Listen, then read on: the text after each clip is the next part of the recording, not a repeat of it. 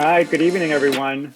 Uh, my name is Christian Wurst, curatorial assistant to the Deputy Director for Curatorial Affairs. And this evening from New York, I'm joined by Carter Foster, the Deputy Director for Curatorial Affairs at the Blanton. Say hi, Hi, Carter. everyone. Hi. So welcome to our series, Curated Conversations. Tonight's topic is Drawing Inspiration, a look at our current paper vault exhibition, drawn from the collection of Jack Shear. This show is installed in an exploratory, free-flowing manner in which the forms, compositions, and colors on the sheets respond to one another in a playful, non-traditional hang. Shear is a photographer, curator, and executive director of the Ellsworth Kelly Foundation, and was also instrumental in bringing Kelly's Austin to the Blanton. Tonight, we're going to talk about decisions Jack made in the installation, how he built his amazing drawing collection, and point to some of our favorite hangs. Before we start, a few notes. Your audio is muted, so no one can hear you, and only the panelists are visible on the screen. We'll be taking your questions from the Q&A window. If you look at the bottom of your screen, you'll see a series of icons, including one labeled Q&A. Click on that to type and send your question. Feel free to ask questions about the exhibition, specific drawings you want us to talk about, or even questions about building your own collection or hanging artwork in your own home. So let's get started. Carter, would you mind telling us how this show came to the Blanton?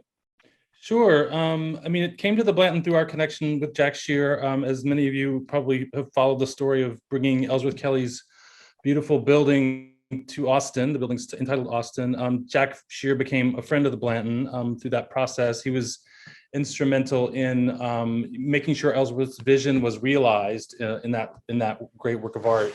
And so he was traveling to Austin frequently. He developed a strong relationship with our director, Simone Witcha. I have known Jack since the late 1990s, so he's an old friend. And so when I visit him regularly, I just saw him last week at the Kelly studio and at his house. And over the past few years visiting him, he was collecting drawings in a very intense way, in a very a concentrated way. And he was really putting a lot of efforts into collecting drawings. He loves the sort of the reason many people like drawings, because it's the sort of the beginning of the creative act. It's a very intimate medium. And he has wide-ranging tastes. And so he was doing these installations of drawings in various viewing rooms in the Kelly studios. And, I would see them. And he was doing it much in the way that you see in our galleries currently, in this very kind of free-flowing way.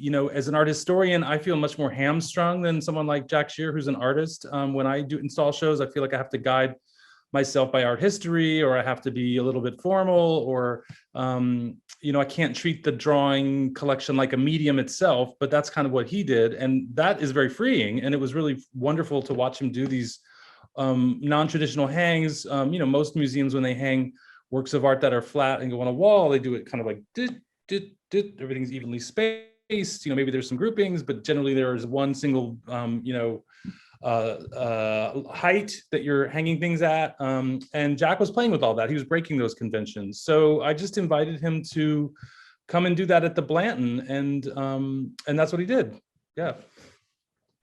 Yeah. And you can see from these installation shots that he brought more drawings than he knew would fit, and he didn't have a preconceived notion of what he was going to do. I think he'd done some of the groupings or similar, approaches to some of the drawings in the studio, but he really wasn't he didn't like have a pre-planned thing. And he's also was very responsive to our gallery's space and wanted to be. So yeah, that's how he approached it.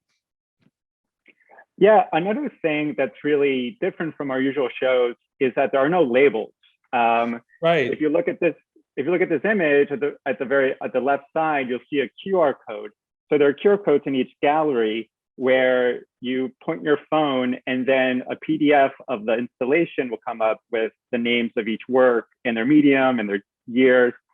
I found that so interesting, especially for us. I imagine it's hard for us because we love labels.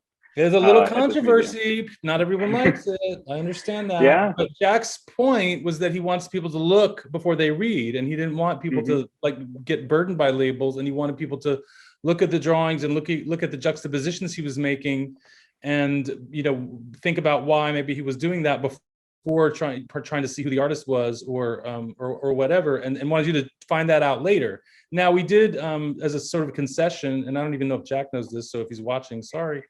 But we put like a hard copy out before the gallery, not in the galleries, but just so people could read it, because not everybody wants to use a QR code. But it works pretty well, I have to say. And you can pretty easily, and our great exhibition designer, Matthew Langland, did a great job, mapping them out. And the diagrams are very clear, I think. So, yeah. Yeah, I thought it was great, especially because you don't want a large diagram on the wall, so you can sort of look and then point. Right. So the show starts with this small drawing by David Hockney titled "Man Drawing," and it opens the show. Yeah, exactly. It opens a show in such a great way. It's a very simple sketch that shows someone drawing on a wall. It's a great example of the sort of playfulness that is sort of prevalent throughout the whole installation. And you can really tell that Jack had a lot of fun hanging the show.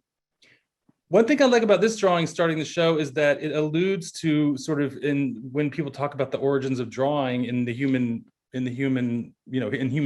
history and human thought, in human consciousness, they often talk about tracing shadows, like man, probably somebody saw their shadow in the sand or the dirt and they traced it. And that's likely the first drawing. I was just talking to an artist who's a good friend of mine last week, and he talks about drawing as being one of the biggest leaps in human history, because he thinks he said that drawing precedes language, and people were probably communicating with drawing before they were communicating with words. They were whether they were making a diagram of a hunt that they want, to try and survive. So that, he saw drawing as this sort of great leap forward in human thought, and I think that's really interesting and probably true.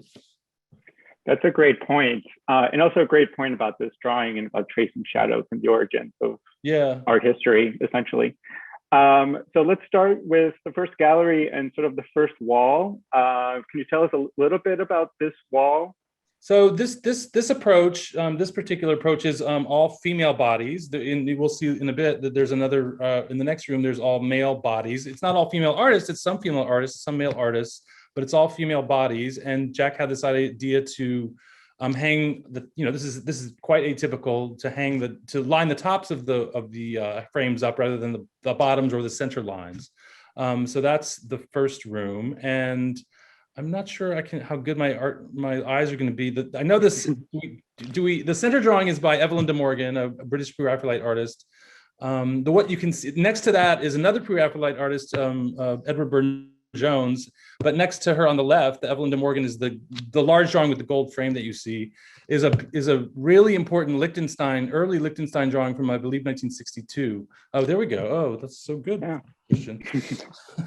So that's Liechtenstein, famous for adopting this language of comic books, but also playing with it and playing with conventions of printing, of popular culture, and using them to create his own kind of original art. Very seminal pop artist, and this is like sort of right in the moment when he's exploring those things really, really thoroughly. Yeah, this is a great example of just what he's known for, is sort of the comic book sketches. This is also, I think, the smallest drawing in the show. It's like the size of a comic book window almost. Yeah. That's interesting. Yeah.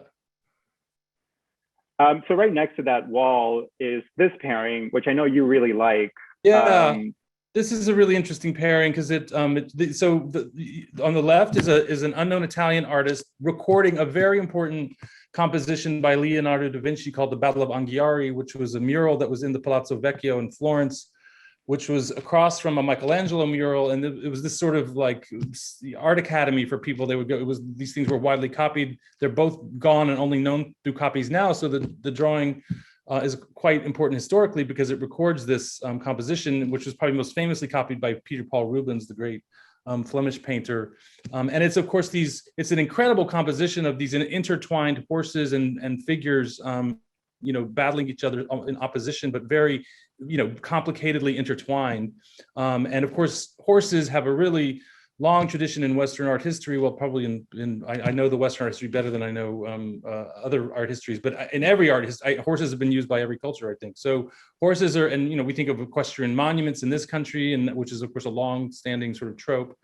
And then it's juxtaposed next to a very modern treatment of a horse, which you may not be able to figure out exactly, but think about the horses coming right at you, and you can see the black head of the horse, and then the kind of black legs are on either side. But it is a little hard to see as a horse, but we know that it's a horse because this artist, Susan Rothenberg, who died pretty recently, was admired horses and lived in a ranch in New Mexico with her husband, the great artist Bruce Nauman, who broke horses. He was he was a literal rancher who would like train horses.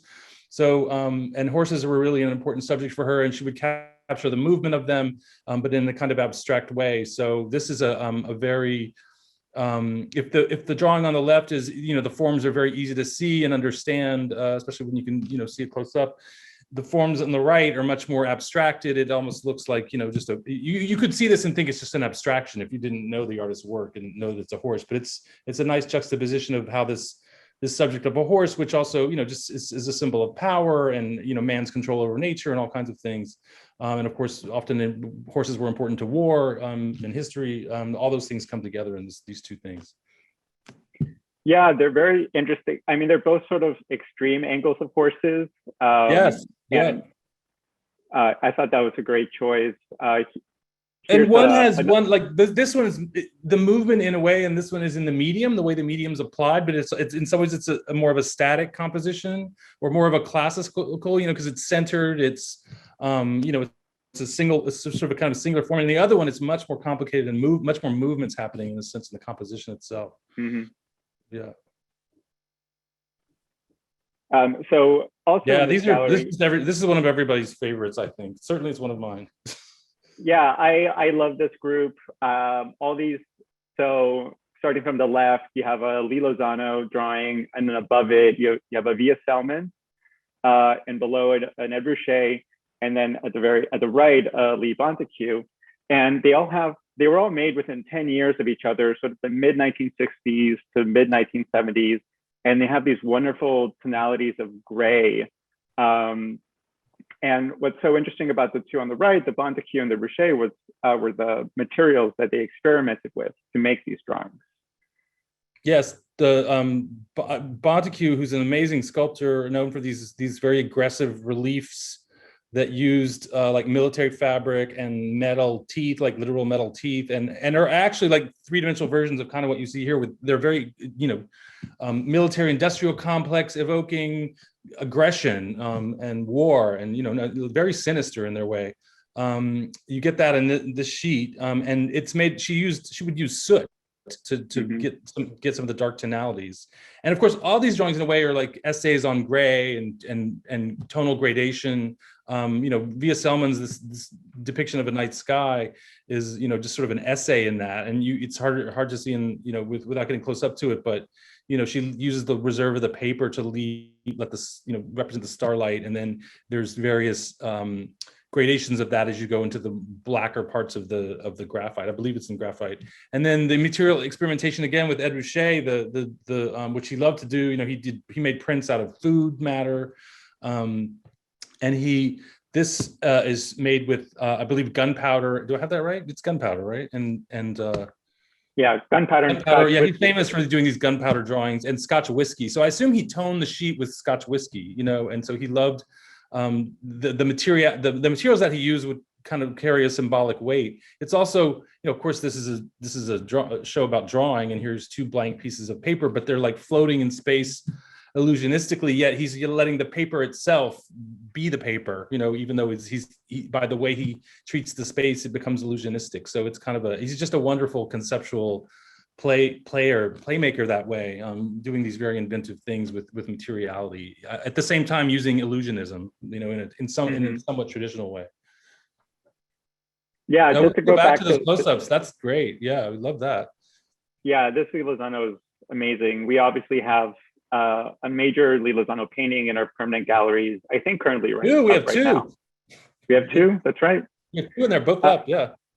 And one's also a tool called ream. You know, it's like a drill bit. It looks abstract, but it is this kind of. She did a lot of renderings of tools, often in anthropomorphic, often very eroticized, sexualized kind of things going on, which you see here. It looks like they're mating actually, and it does. I just saw a drawing by her at MoMA when I was there yesterday that was like that. So she was interested in that, and this kind of, but also it's just very finely drawn with graphite and getting those beautiful tonal gradations.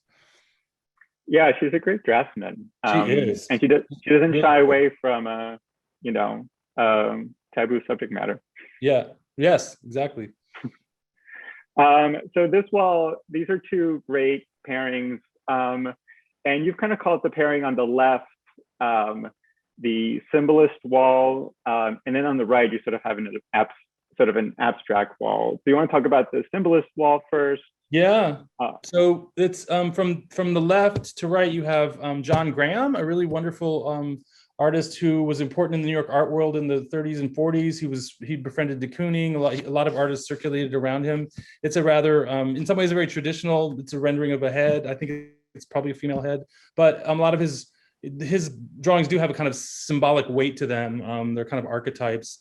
Next to that is one of my favorite drawings in the show by Edvard Monk, the great Norwegian artist, famous for the Scream, but who did these incredible images he did a lot of images of women, often using somewhat violent acts of the body, vampire-like things. This is a really interesting sheet because it's got really two images on it. The image on the left, the larger image, is a woman sort of seated, and on the right is a woman there's a heart, and she's sort of looking into this rendering of a heart, and you can see like the veins and stuff in it. So it's a super interesting sheet, and it evokes he was really brilliant printmaker, especially with woodcut, and so he often had like sort of flat planes of color in his woodcuts, and I think you can see that in this drawing. And then one of the big surprises for me in this whole collection was the drawing above that, which is by Alice Neel. It's a very early work by him. I believe it's from, it's definitely in the 20s. It might be, I think it's from 1924, which is quite early for her. And it is very symbolist. It's got it's a beach sort of scene with the sunset going on, but then there's these sort of sea creatures on the ground in the foreground. And we don't really know what she's trying to evoke, but it does have a kind of strange, letting these forms that she's rendering suggest a kind of allegory of some sort.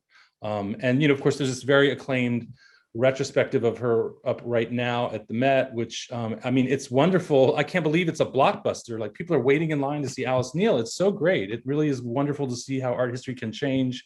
I mean, I've seen multiple Alice Neel shows, and she's never gotten this amount of attention. So I think that's very gratifying. So anyway. And then to the right, really one of the great symbolist artists from French symbolism. I mean, symbolism is a 19th century movement that was very tied to literature, that flourished in France, but also in Belgium. And Redon is one of its great practitioners. This figure is called Liberty. There's this scale in the background, so she's meant to represent the figure of liberty. And Redon was a great pastelist. This work is in charcoal. But he was also a great tonalist, and he did a whole series he was a great lithographer, and he was really good at lithography because it allows you to get all these ranges of blacks and grays, which he was just a master at. And this drawing sort of evokes that same quality. He was great at getting these tones of gray and especially black out of his medium. So yeah, it's beautiful. And just going back to Neel, Neel, we have one in our collection. She's known for her portraits more than anything. That's in the show, yeah. Yeah, and she sort of expanded most of the 20th century at this point. And this one, I agree with you, was really interesting and dark, because she actually is pretty colorful when it comes to her painting. For sure, yeah, quite expressionistic.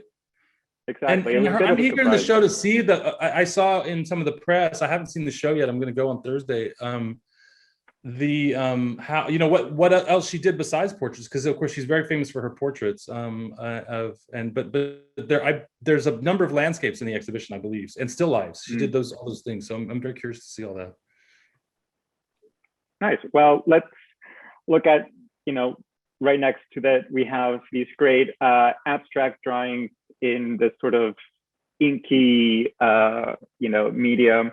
On the left, you have a Willem de Kooning from the 70s, and next to it, Julie Muratu, another person having a major retrospective, this one at the Whitney, this drawing on top, and that's a pretty recent piece, I believe, from like 2000. Below that is another recent piece by Albert Olin, and then the right is a 1955 drawing by the sculptor David Smith, who is known for these kinds of sort of ink drawings as well, and also spray drawings. What's so interesting about the one in the David Smith was he mixed, I guess, pigment and egg yolk, and to sort of create that texture and that, I guess, tempera, you would call it. His version of tempera, I think. Yeah, I don't know if it's technically tempera, but because I'm not sure even I know what tempera is. I know it's mixed with egg yolk, but egg whites. But this has bubbles in it. You can't made it with froth. Basically when he whipped it up, and he seems to like that effect. And of course, it kind of evokes kind of calligraphy in other cultures, maybe. But it's totally abstract. What I love about this juxtaposition is that you've got on the either side of the two more recent drawings, you've got these two like giants of the movement known as abstract expressionism, both brilliant draftsmen who used drawings, who drew thousands and thousands of sheets throughout their lives. Drawing was crucial to them, and they're also they anchor this period in American art, which is so important and influential. And then you can kind of see two more recent artists taking on a similar type of gestural abstraction on paper in a way. But I find the Muratu especially interesting because she, despite her work fits beautifully within this group, but the way she works is so different because she's much more about the kind of precise frozen gesture that's not, I wouldn't say, it has the same kind of movement, but she's not making it quickly and in a gestural way. She's making it in a very precise and slower way in terms of application of medium. But even though it formally fits really well with these, the Olin is more in line with, I would say, the sort of gestural aspects of the predecessors. But it's a super interesting juxtaposition, and just goes to show you that artists, return to different ideas at different times in history, and often those ideas have been explored by other artists, and they try to build on them. Yeah, and this show sort of gives you really great examples of how the same kinds of themes or motifs are sort of carried through, over generations. Another good example is sort of this next grouping, with figures. If you want to, sort of describe them, because I think you really like also these groupings as well. Yeah, and I know this is one of the piece in the middle, which is Andre Duran, a French artist who's associated with Fauvism, the movement that Matisse is well known for being associated with, where the artists started using these non-naturalistic bright colors. But this is an interesting kind of grouping because you have a kind of bridge from the 19th century to the 20th, because you've got on the left, you've got a Degas, and Degas' career goes into the 20th century, but in a way you consider him more of a 19th century artist. This work is, I believe, from the 1880s. It's a study for a really great painting in the National Gallery in London called Young Spartans, and there's a version of that at the Art Institute of Chicago. He did pretty extensive studies for these figures, which is like a group of boys that are kind of taunting a group of girls over to the left side of the canvas. And one of these boys, this figure ends up being in the painting in pretty much that same pose. And then you have, so it's all about sort of bodily expression, the Duran, and then on the upper right, you've got a Picasso, and he's just using outline. And he's riffing on Manet's Déjeuner sur l'herbe, Luncheon on the Grass. If you know that painting and that composition, you can sort of read those figures. It also looks like the pop culture figure Gumby in the upper right, everyone notices, which is really true. But I don't think Picasso knew Gumby, because I don't think he existed that when he drew this. But it's interesting approaches formally, because Picasso's only using line, Duran using watercolor and gouache, and Degas using graphite, but all about sort of figural expression. It's so fun. There's so many versions of Picasso doing this motif, and in fact, that motif has been copied in one way or another over, the past 100 years. There's, you have the figures sort of leaning by on the ground, and you have these same poses, and then Picasso sort of takes it, to this very, Gumby-like level. Here's a a close-up of the Duran, which is really beautiful. Yes, it is. And then, so this is one of my favorite walls. So starting with the left, you have a drawing by Donald Judd from the 1970s, and then in the middle you have Jasper John's ink on plastic drawing from 2015, and then on the right you have a work from Agnes Martin from the 1970s, and they all kind of have this sort of grid-like compositions, or at least they have sort of repetitive elements. The Judd, you have sort of the same, the same shape over and over again, and the same with the Martin. And here, the middle, the Johns, you can kind of tell the sort of grid pattern. And actually, the Johns goes a little bit deeper, and there's several layers of influence that you sort of have to dig through. So at first, this may look like an abstract composition, but it's actually based on a photograph by Larry Burroughs that was originally published in 1965 for Life magazine. And it depicted this 21-year-old soldier, James Farley, who was a crew chief and door gunner on a helicopter during the Vietnam War. John started copying this image, this photograph, back in like 2013, and has sort of done different versions of the same composition. He sort of inverted it, he's mirrored it, he's replaced the colors, and here he makes the image almost unrecognizable after putting it in a grid and then using ink on plastic. I'm just really familiar with John's work, so I could tell right away what it was. I always find this period of the work that Johns has done in his 80s has been really critically acclaimed, especially, which is surprising for someone his age. And they're really great and refreshing. And he's always been sort of a master in this medium since, I believe, he started doing ink on plastic drawings in the 70s. And you have these sort of great, or in the 60s actually, and you have these great pools of ink that sort of dry and sort of become darker in certain areas. So he's really achieved, achieved, this great effect over the years. And I should just say, because if for people that don't know, the ink doesn't, if you're putting ink on paper, the paper soaks it up, but this surface doesn't soak it up. So it sits on the surface and has to dry. So there's an element of chance to it in terms of the way that the liquid pools and stuff like that. So but it's also incredibly well controlled. So it's this, I'm saying this, I have never made a work like this. I don't know, but it seems like this combination of chance and control that he plays with. And these ink on plastic works really are among his most beguiling to me. They're really something in terms of the way the types of marks and coalescings of forms they create. Yeah, there's also an element of patience, of waiting to dry before reapplying. And when it comes to incorporating sort of grid compositions and appropriating images or symbols and removing their context, that's been part of John's work since the mid-50s when he first painted, an image of the American flag. Christian, do we know how he found this image or why he picked this? Has anyone ever asked him about? No one has asked him yet. I have some theories. Obviously, he didn't find it in Life magazine from like 50 years ago. I think there was, so Larry Burroughs, a book on the photographs of Larry Burroughs came out more recently, probably within a couple of years when he made the first drawing. So I feel like he got a hold of that book and then this image, which is something very similar to he did with another photograph of Lucian Freud taken by Francis Bacon, that he found in an auction catalog that he sort of appropriated for, several different kinds of works. So I have a feeling that's my. Yeah.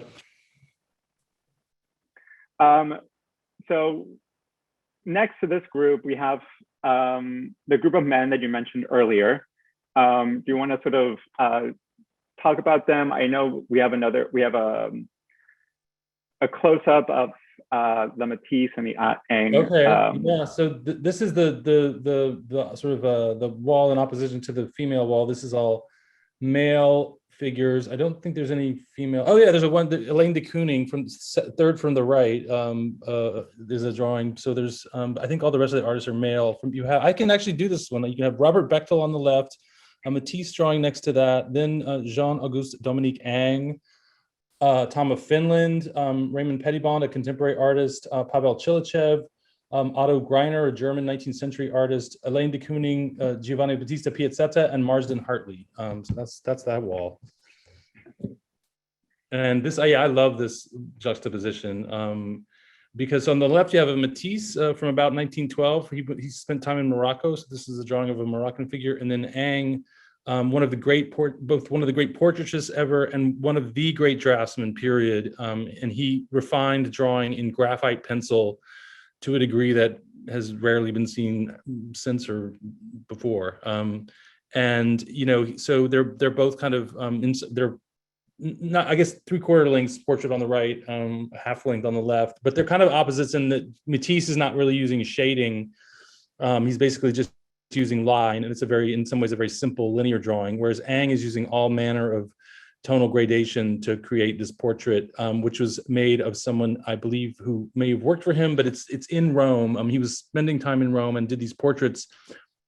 People coming through Rome on the Grand Tour would hire him to do portraits, and I believe he did them from life. But he often keeps the highest resolution and the most detail in their face, and then kind of makes lesser and lesser detail as you go out from the costume and into the background. You can actually recognize the architecture of the Villa Medici, which was where the French Academy was and still is in Rome, when you look at this drawing. But he had this amazing technique of it also probably allowed him to save time, so you don't have to draw the whole thing. You just focus on the face, which is what you're paying for when you get a portrait anyway. But just really an unbelievable master of graphite. And you can do that, you can get the detail he got with graphite because you can sharpen it to a really sharp point, and you can therefore, really make a very, very precise line.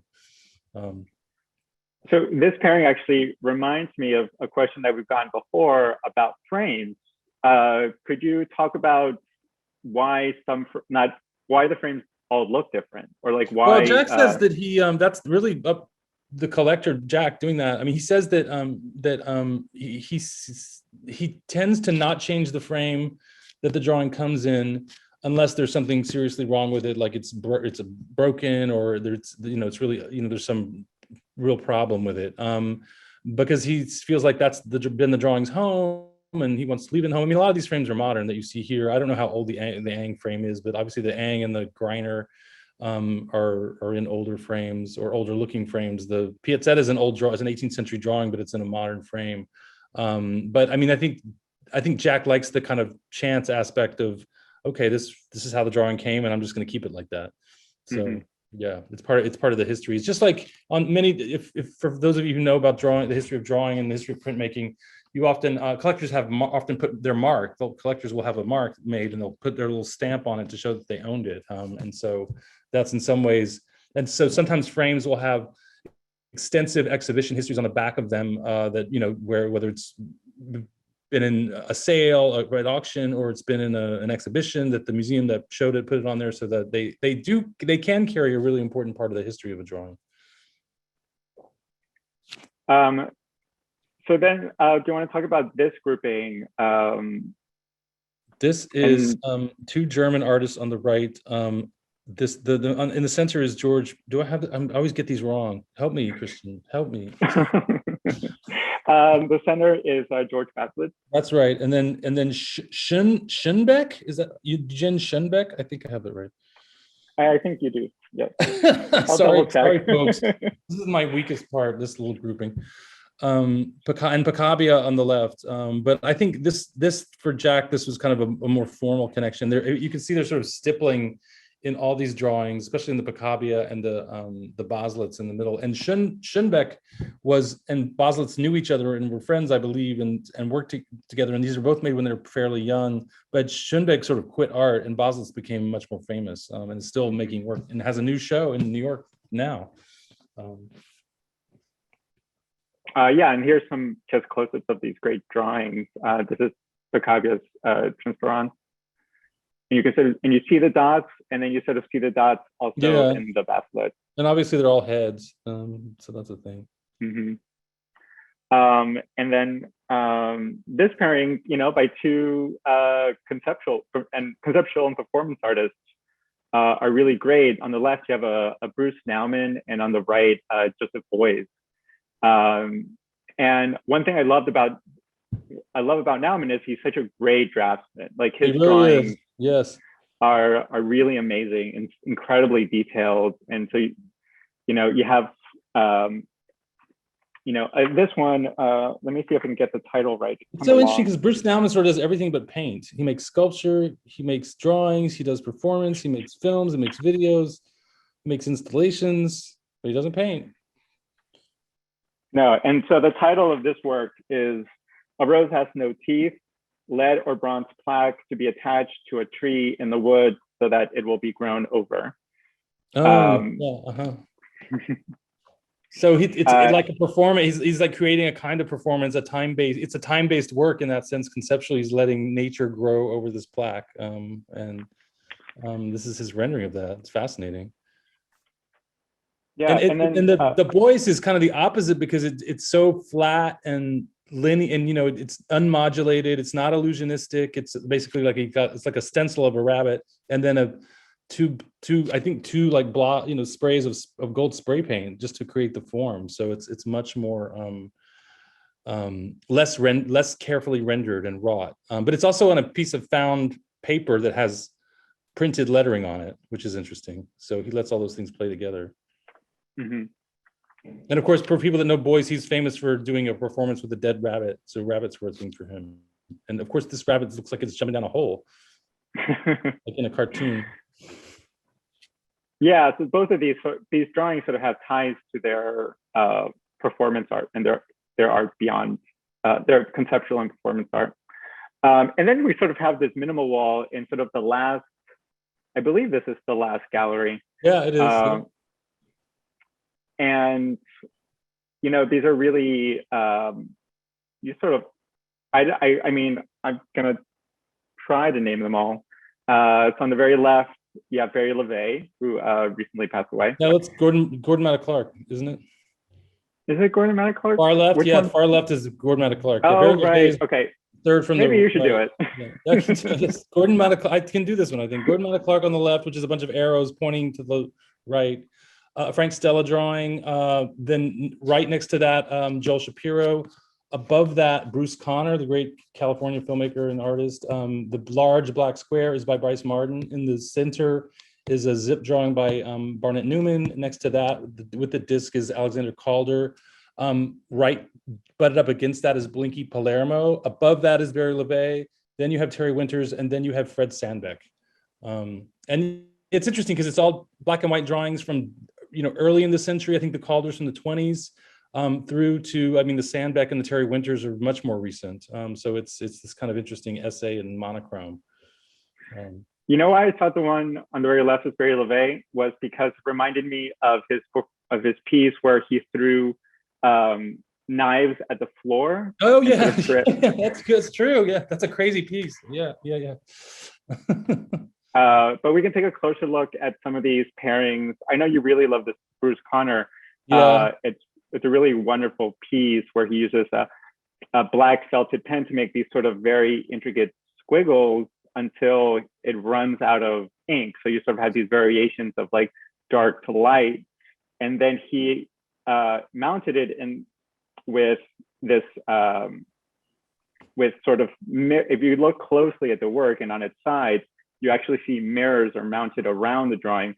So that it looks almost, it can go sort of infinitely. With the reflection. He'd like to do that. He did that, and he does have. He did use these felted pins. It's very maze-like when you see it up close. Like the lines don't. There's, space between the lines, but of course and I'm sure he got into a kind of a meditative state when he was doing it. It must have taken him forever. And he did a lot of these, but they're quite incredible. And I find them interesting because they have a kind of flickering light to them, which, he's a great filmmaker, experimental filmmaker. And so I always think there's a connection between the flickering of the light in his drawings and the way film works.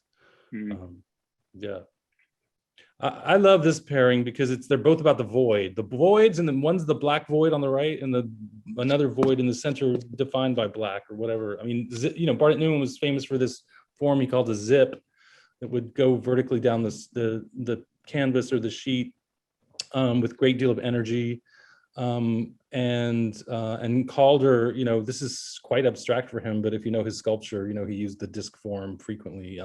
And I just find this so interesting, the way it feels planetary or something. But also it is a black hole in the middle of the painting. Yeah, this is one of my favorite Calder drawings, actually, because of its simplicity. And they almost look contemporary. Like the drawing, the Calder on the right is actually from 1930. And then the Newman is from like 1960s, but they could have been made the same year. Like they have that sort of same minimal, aspect to them. And again, my favorite Calder drawing I've ever seen. It's pretty cool. It is pretty cool. This is a great pairing. On the left, you have a watercolor by Charles Demus. He was an American artist, was part of the Alfred Stieglitz group in the early 20th century that also included George O'Keeffe, John Marin, Arthur Dove, and Marston Hartley. He was an incredible watercolorist. You say that he's the best watercolorist. One of the best ever, along with Cezanne, Sargent, Homer. That's my and George O'Keeffe. That's my opinion. You mentioned that in order for him, he's also part of a movement called precisionism, and you mentioned with his watercolors that he would actually in order to create those sort of very crisp like shapes, that he would tape the paper so that, or blot. We don't know. I don't know exactly. He would use like a sharp edge of paper or card or something to get these very precise forms, because watercolor is not known for sharp edges. The whole thing with watercolors is that bleeds together and you blend it, and it's actually a very difficult medium to use. But he found these ways to create these sharp edges, but also he would use like tissue paper to blot to create these stipple effects. He just experimented materially with it in a really, really interesting way. And this show, it's paired with a Andy Warhol drawing from the 1970s of a skull, and they're sort of both great examples of the Vanitas tradition. Still lifes that sort of show the transience of life and the certainty of death, but in two completely different ways. One with this sort of bounty of plums and apples and a flower, and the other one a skull. And no color, just line and no color, so they're oppositional. Yeah. I can't help but think they're referencing Cezanne. I just saw the amazing Cezanne watercolor and drawing show at MoMA, and there's a whole wall of skulls, still life, Vanitas, things like that. And Demuth is not showing a skull in his work, but of course, fruit is also a symbol of death, because it decays and rots. And it's still a still life, and so he would have definitely known Cezanne's work, and so they're both. And so would Warhol, and I think they're both probably referencing in this way, also referencing a long tradition. But it's very. I love this juxtaposition. Yeah, and we don't have much time, but this is sort of the final gallery, the final wall that we can probably quickly go through. Here are two great pairings. Do you want to talk about them? Yeah, this is Philip Gustin on the left, and Patrick Lee, a contemporary artist, on the right. And Philip Gustin, these are kind of oppositional formally in that the one's just sort of line and very simple and cartoon-like, and one uses, like Ang, all of the things that you can do with graphite to get to tonality and precision. But one being sort of symbolic and a kind of freakish, not realistic representation of the human head, and the other being extremely realistic. And, and these wonderful collages. Here you have Kurt Schwitter's on the left. You have preparatory drawings for James Rosenquist. You have a Miro, and then on the right you have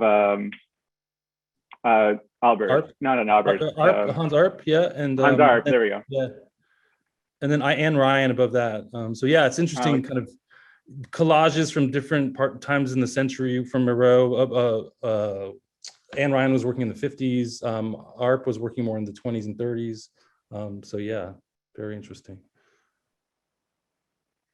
And then here's just a close-up of the Moreau, which when we were looking at it when it first arrived, just had these really interesting details. You mentioned the decals of, you know, the little bird and the flower, and then the little sort of dragons and octopus in the bottom, that you said he might have just, how did you say? I think they seem to me like, I don't know how they don't look like they're actual pieces of paper. It looks like he transferred the image using like solvents the way Rauschenberg did later. And I'm guessing that. I'm not sure. It's fascinating. And then if you want to just talk about this final.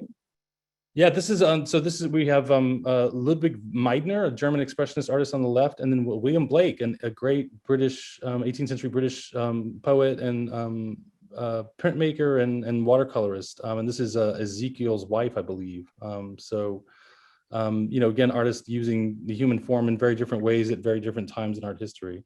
So super fascinating. I think we're about the end. Should we? If I don't see any questions, but if people want to pose questions, we have a little bit more time, and we can take them. Yeah. Is that the last slide? Let's see. Then the rest of the slides are just sort of details of other drawings. Does Jack deliberately keep the labels off the wall in order to allow the viewer to experience the drawings with fresh eyes and not be bugged? Yes, I think that's true. Yeah, I think that's exactly why he does it. Does his decision add to the mystery of the drawings? I mean, I don't think he's trying to make them mysterious. I mean, we want to give you the information, and you can get it pretty easily. You can by the way, the PDFs for each wall are on our website. You can look there, and you can also so that's an easy way to get access to the what's in the show from our website. So, and they're pretty clearly designed, so they're pretty easy to read. But yeah, I think he's just trying to get you to look first and think later, maybe. Mm-hmm. Well, if that's, here's another one. Has Jack collected? So he hasn't always collected drawings. He started collecting drawings in earnest recently. I don't know that it's his preferred type of art to collect. It's his preferred type right now, but he also has a big photography collection, which he donated, some of which he did a big exhibition at the Tang Museum at Skidmore College in upstate New York, and created an exhibition and a catalog, with a beautiful catalog. And that was a collection he also put together. He's a photographer himself, and he collects paintings and other things too. But drawing has been his focus recently. Yeah.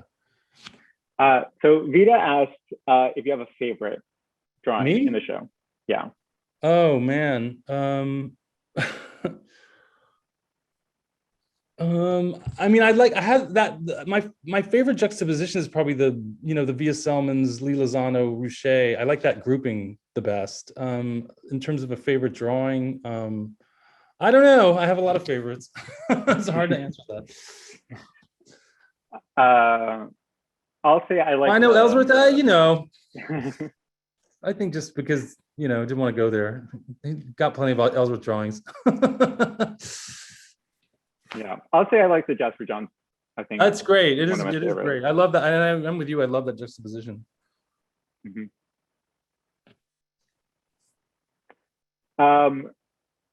Let's see. Here's another one. Has he exhibited his collection other places?